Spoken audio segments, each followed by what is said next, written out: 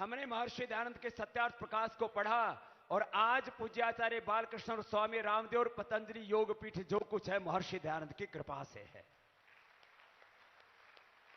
और लोग कहते हैं गुरुकुल में पढ़ने वाला क्या कर सकता है, अब लोग कहते हैं गुरुकुल में पढ़ने वाला क्या नहीं कर सकता है।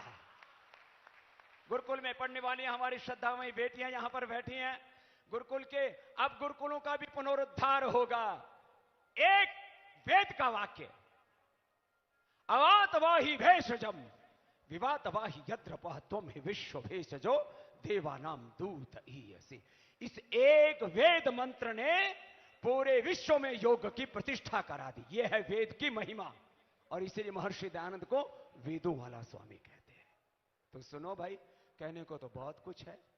महर्षि दयानंद के सपनों को पूरा करने के लिए देखो हमने आज तक का जीवन लगाया और अभी तो भाई हम जवान हैं, बुढ़े नहीं हुए।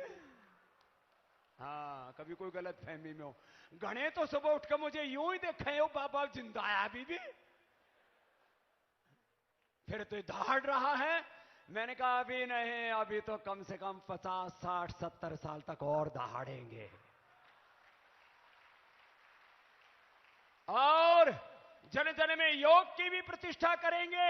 योग धर्म, वेद धर्म, ऋषि धर्म, सत्य सनातन वैदिक धर्म को हम केवल भारत में नहीं युग धर्म के रूप में उसकी प्रतिष्ठा करेंगे। इंद्रम मुरंतो अप्तुर कणवंतो विश्व मार्य पाप घनंतो, रावण का जो सपना था महर्षि दयानंद का, उसको पूरा करेंगे।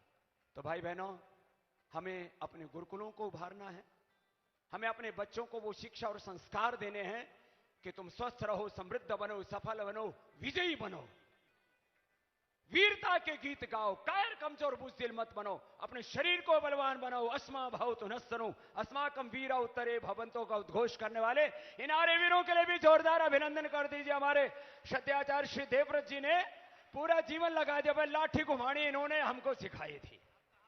हाँ, एक बार जोरदार अभिनंदन है। वैसे इनको पद्मश्री नहीं, इनको मिलना चाहिए भारत रत्न, ऐसा काम किया है इन्होंने। और एक बात और कहता हूं, आज नहीं तो कल कोई भी सत्ता में हो, महर्षि दयानंद को भी भारत रत्न ये सत्ता देगी। अरे वो भारत रत्न है, विश्व रत्न है। इतने बड़े महापुरुष, कितना कितना तप किया है। हम अपने 200 वर्षों के इतिहास में हम अपने आर्यजनों को महात्मा हंसराज जी से लेकर के, स्वामी श्रद्धानंद जी से लेकर के, गुरुदत्त विद्यार्थी जी से लेकर के और पूर्व पश्चिम उत्तर दक्षिण में, देश विदेश में जिन्होंने आर्य धर्म की ज्योत जलाई, उन सब महापुरुषों का को कृतज्ञता पूर्वक प्रणाम करते हुए एक बात अपने हृदय में सजो के रखे, हम एक व्यक्ति मात्र नहीं हैं।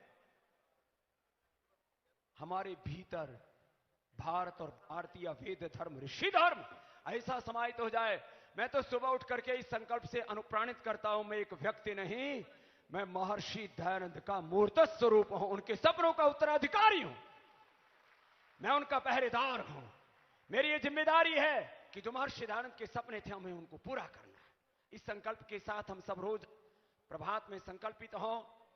हम तो यहां पर अभी 3 दिन पहले आने का कार्यक्रम बना, क्योंकि हमारे भद्र पुरुषों ने, आर्य भद्र पुरुषों ने हमको बहुत देर में निमंत्रण दिया, थैंक यू, अंग्रेजी में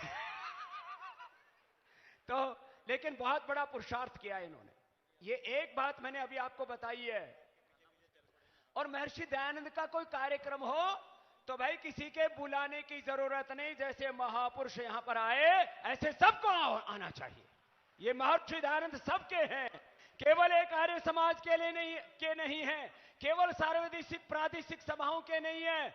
महर्षि दयानंद का जीवन पूरे मानवता के लिए एक बहुत बड़ी प्रेरणा है। वो योद्धा है, पुरोधा है, वो योगी है, महायोगी है, वो वेदज्ञ है, वो आदित्य ब्रह्मचारी है, वो तेजस्वी है, वो शौर्यता के, वीरता के, दया के, करुणा के, आनंद के वो भंडार हैं। ऐसे महर्षि दयानंद हमारे गुरु हैं, यह हमें गौरव होना चाहिए हर पल। मुझसे बहुत से लोग कहते हैं स्वामी जी अब तो आप सब जगह जाने लग गए। मैंने कहा महर्षि दयानंद ने तो कहा था किरणवंतो विश्व मारे, हम सब जगह नहीं जाऊंगा तो कोई आर्य समाजी घर में बैठ के बनेंगे लोग। अरे सब जगह जाएंगे, थोड़ी उनकी सुनेंगे, अपनी भी सुनाएंगे। बंदिशों से बाहर निकलो और सारी धरती पर महर्षि दयानंद की जय जयकार कर दो। ऐसे अपने जीवन को बनाएं, ऐसे अपने चरित्र को बनाएं।